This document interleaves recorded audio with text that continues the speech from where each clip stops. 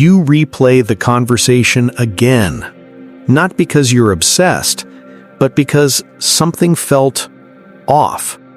And here's what no one tells you. That loop in your head isn't overthinking.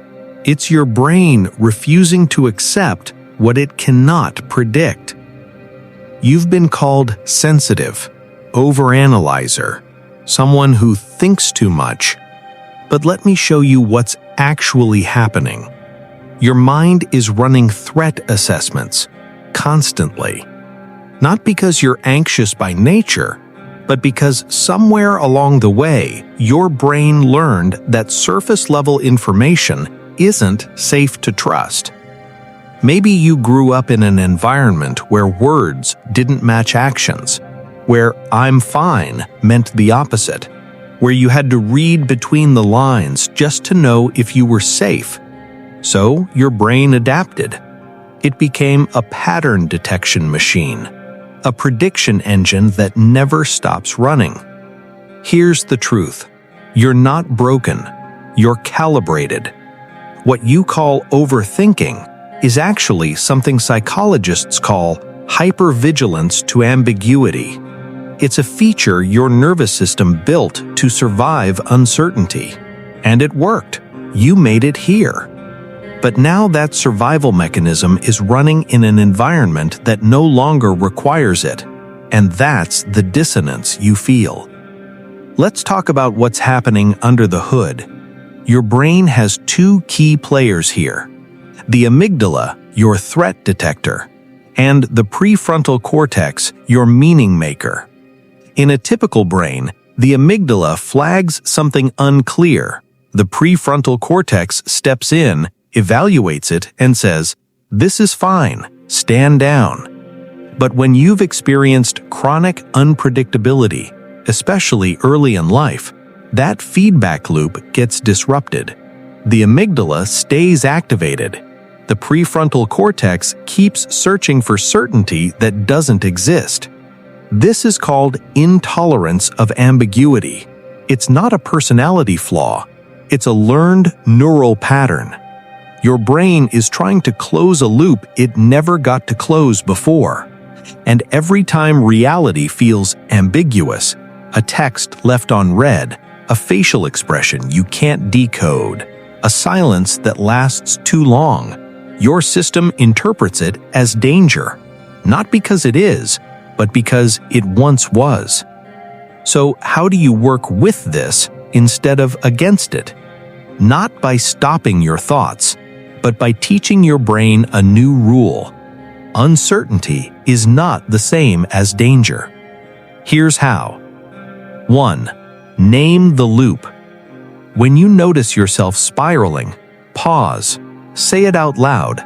I'm in a prediction loop. Neuroscience shows that labeling an emotion reduces amygdala activity. It's called affect labeling.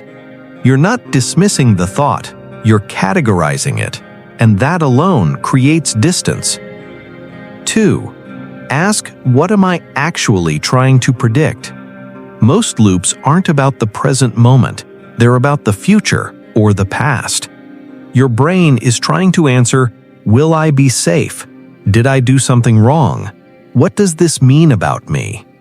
Write it down, the specific fear beneath the spiral. Because once you see it clearly, it loses its grip. 3. Offer your brain a micro-certainty. Your nervous system craves resolution, but you can't always get it from the outside world. So give it something small and true, a grounding statement. I don't know what they're thinking, and that's okay. I can't control how this turns out. Right now, I am physically safe. This isn't toxic positivity, it's present moment anchoring. You're teaching your brain that not knowing doesn't equal danger. 4. Shift from analysis to sensation. Overthinking happens in the prefrontal cortex. To interrupt it, you have to drop into the body. Feel your feet on the floor. Notice your breath. Touch something textured. This activates the parasympathetic nervous system, your body's calm down mode, and it reminds your brain you are here, not in the imagined future, not in the remembered past. 5. Sit with the unfinished. This is the hardest one, but the most important.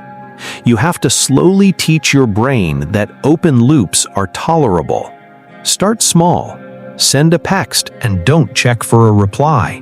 Leave a conversation without closure. Sit with a question you can't answer.